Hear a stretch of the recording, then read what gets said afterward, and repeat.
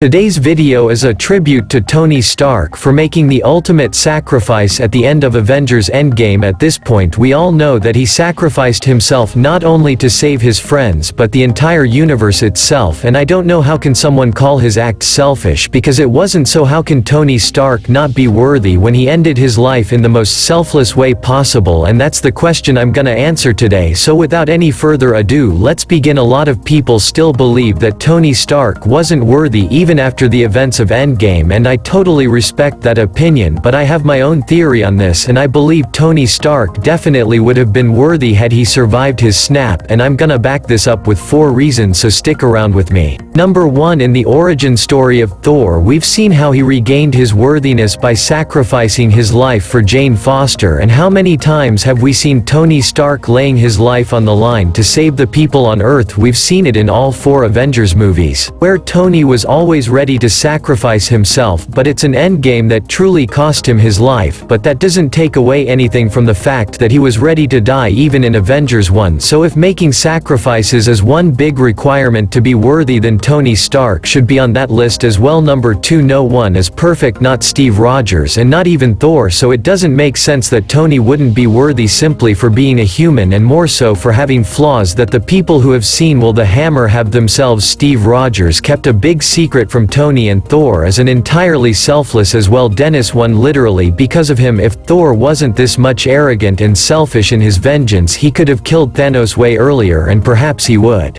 have even go for the head if it didn't want to confront Thanos, but because he wanted to have a one-on-one conversation, that Thanos got more time and eventually could snap his fingers. But this failure didn't make Thor unworthy. Even that Thor who does nothing but sits on his ass all day long is worthy enough to lift Mjolnir. Then why will the same rules affect Tony differently? Number 3. Tony Stark was able to let go of his ego for one final time in life, and in those dying moments he didn't even try to say something to Pepper like "I love you, Pap," or "forgive me for doing this." Literally nothing. He kept quiet and let others go through their emotions. That's the sign of someone who has let go of their ego. At that point he believed he had nothing more to prove. No more witty jokes or calling names. He accepted his death knowing the world's gonna be a bit safe now. Number 4. So does it mean Tony was always worthy, considering the fact that he also tried to sacrifice his life back in Avengers 1? And the answer is no, Tony wasn't worthy for the most part of Endgame. It's at the end of Endgame where he finally becomes worthy, and the reason I say that is because we saw how Tony reacted upon being asked if he knew what Donnie's went. Did he give you any clues, any coordinates, anything? What we needed was a pseudo armor around the world. Remember that? Well, that didn't work out, did it? I said we'd lose, you said we'll do that together too, and guess what, Cab? We lost, and you weren't there cuz I got nothing for you. Kappa got no coordinates, no clues, no strategies, options zero, zip, nada, no trust. He still had some grudge against Steve.